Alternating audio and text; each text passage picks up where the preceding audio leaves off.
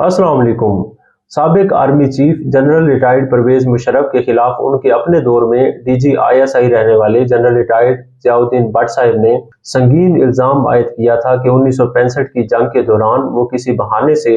महाज़ जंग छोड़कर भाग गए थे। उसके बाद उनके खिलाफ जो थी कोर्ट मार्शल की कार्रवाई शुरू हुई थी, ताहम उन्होंने लॉबिंग करके इस कार्रवाई को जो था वो रुकवा दिया था। ये इल्ज़ामात जनरल भट्ट साहब ने कब लगाए थे, इसका पस मंज़र क्या था और तफसील क्या थी, ये सब हम आपको इस वीडियो के अंदर बताएंगे। ये इल्ज़ामात जो थे उन्होंने सहाफ़ियों के साथ एक मुलाकात में 2011 में जो था इनका इंकशाफ किया था, और इन इल्ज़ामात का पस मंज़र ये था कि उस टाइम उनके साथ परवेज़ मुशर्रफ साहब की जो किताब है in the line of fire, या जो उर्दू के अंदर जिसका ट्रांसलेशन मौजूद है सबसे पहले पाकिस्तान, उसके मंदरजात जब सहाफ़ियों ने उनके साथ शेयर किए थे तो उन्होंने इस किस्म के इल्ज़ामात लगाए थे। और बाद में इनको जो एक सीनियर सहाफ़ी हैं ताहिर सरवर मीर साहब, उन्होंने रोज़नामा एक्सप्रेस में एक कॉलम में इनकी तफसीलात को शेयर किया था। इस सारे मामले का जो है बैकग्राउंड कुछ इस तरीके से है कि 1 जून 2011 को दो अफराद, जिनमें एक सीनियर सहाफ़ी ताहिर सरवर मीर साहिब थे और दूसरे खालिद अब्बास डार साहिब, जिनका निकनेम उन्होंने अपने कॉलम में बताया कि हमने डार्लिंग रखा हुआ था, इन दोनों ने 1 जून 2011 को जनरल ख्वाजा जियाउद्दीन भट्ट साहब से उनके घर में लाहौर में मुलाकात की थी। और इस मुलाकात के अंदर उन्होंने काफ़ी जो इश्यूज थे, मामलात थे, उनको जनरल भट्ट साहब के साथ जो था डिस्कस किया था, गपशप की थी। और बाद में 6 जून 2011 को ताहिर सरवर मीर साहब ने रोज़नामा एक्सप्रेस के अंदर कॉलम लिखा था और इस मुलाकात की जो तफसीलात थी उनको जो था सबको शेयर किया था, इस कॉलम का मौजू बनाया था। इस कॉलम का जो उन्वान था उन्होंने रखा था in the line of duty. In the line of duty जवाब था जनरल रिटायर्ड जो भट्ट साहब थे उनकी जानिब से जनरल परवेज मुशर्रफ जो साबिक आर्मी चीफ थे, उनकी किताब in the line of fire का। ये सब क्या था, ये इल्ज़ामात क्या थे, ये मैं अभी आपके सामने रखता हूँ। लेकिन जनरल जियाउद्दीन भट्ट साहब जो थे ये वही शख्सियत हैं, वही जर्नैल हैं जिनको 12 अक्टूबर 1999 को उस टाइम के वज़ीर आज़म नवाज शरीफ साहब ने आर्मी चीफ तैनात किया था। जनरल परवेज मुशर्रफ जो थे आर्मी चीफ, उनको बरतरफ करके, और जब उन्हें आर्मी चीफ लगाया गया था तो वो चंद घंटे उन्होंने अपनी अथॉरिटी को इस्तेमाल करने की कोशिश भी की थी। उन्होंने मुख्तलिफ जर्नैलों से और दीगर हल्कों से मुबारकबादें भी वसूल की थी, अहकामात भी जारी करने की कोशिश की थी। ताहम जो उस टाइम की फ़ौजी कमान थी, जो मिलिट्री इस्टेब्लिशमेंट थी, उन्होंने जनरल जो जियाउद्दीन भट्ट साहब थे उनको आर्मी चीफ मानने से इनकार कर दिया था। और 12 अक्टूबर 1999 को इस सारे अमल के नतीजे में उस टाइम की जो जमहूरी हुकूमत थी उसके खिलाफ फौजी बगावत हो गई थी, वज़ीर आज़म हाउस पर कब्जा हो गया था, शरीफ खानदान को हिरासत में ले लिया गया था। और जनरल भट्ट साहब जो थे, जिनको उस टाइम के जो वज़ीर आज़म साहब थे नवाज शरीफ साहब, उनको जिनको आर्मी चीफ उन्होंने तैनात किया था, उनको भी हिरासत में ले लिया गया था, जो नामजद आर्मी चीफ थे। तो ये उनका पस मंज़र है।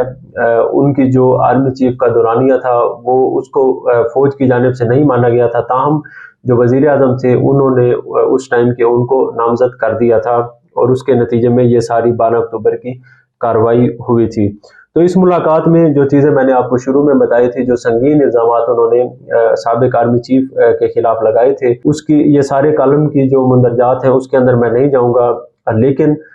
जो इसका आखिरी पैरा है वो मैं आपके सामने पढ़ूंगा हूँ बहू कि क्या इल्ज़ाम था जनरल रिटायर्ड परवेज मुशर्रफ के खिलाफ। एक साबिक जो सीनियर जर्नैल थे, जो नामजद आर्मी चीफ थे, जनरल रिटायर्ड भट्ट साहब, जो मुशर्रफ के अपने दौर में उनके डीजी आईएसआई रहे थे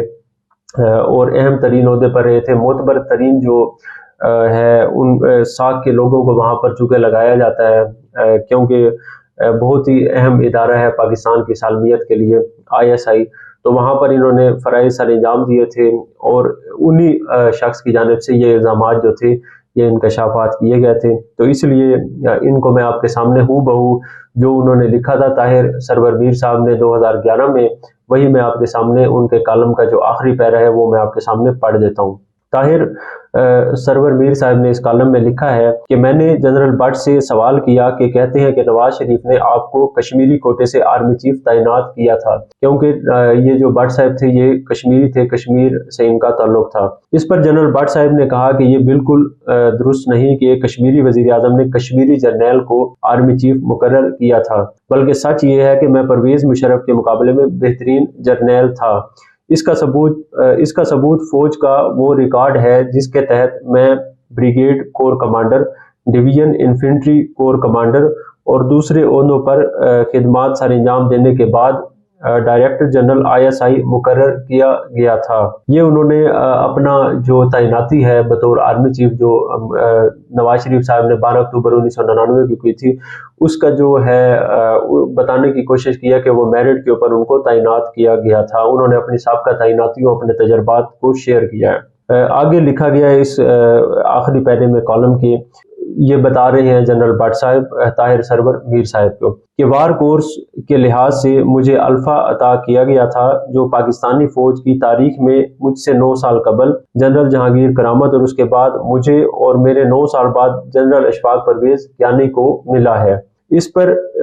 جو خالد عباس ڈار صاحب تھے جن کو ڈارلنگ نک نیم دیا گیا تھا، وہاں پر ان کے دوست انہیں بلاتے تھے ڈارلنگ کے نام سے، تو اس پر وہ جو خالد عباس ڈار صاحب ہیں انہوں نے، وہ بھی ملاقات میں چونکہ موجود تھے، انہوں نے کہا کہ جنرل صاحب آپ میں یہ تمام خوبیاں ضرور ہوں گی مگر آپ جنرل مشرف کی طرح ہارمونیم نہیں بجا سکتے۔ جنرل بٹ نے مسکراتے ہوئے کہا کہ جی ہاں، میں نہ تو ہارمونیم بجا سکتا ہوں اور نہ ہی گلاس سر پر رکھ کر ڈانس کر سکتا ہوں۔ آگے انہوں نے لکھا ہے کہ انہوں نے کہا کہ جنرل مشرف ایک بھگوڑا ہے جو 1965 کی جنگ میں بہانہ بنا کر محاذ جنگ سے کراچی بھاگ گیا تھا۔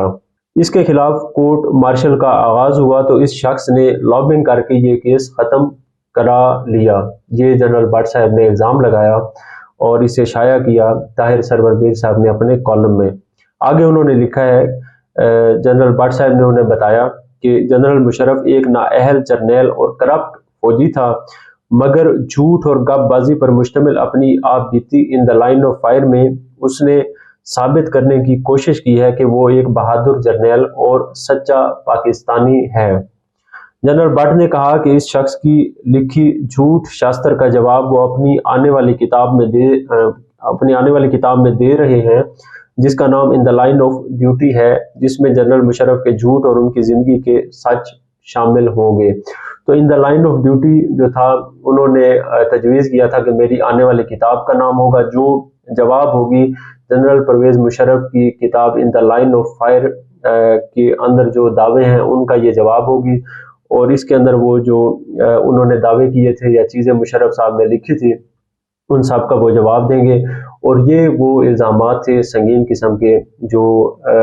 سابق army chief general Pervez Musharraf جو تھے ان کے اپنے دور میں DG/ISI رہنے والے اہم ترین جو پاکستان کا عہدہ ہے ملٹری کا DG/ISI کا، اس کے اوپر رہنے والے، اور بعد میں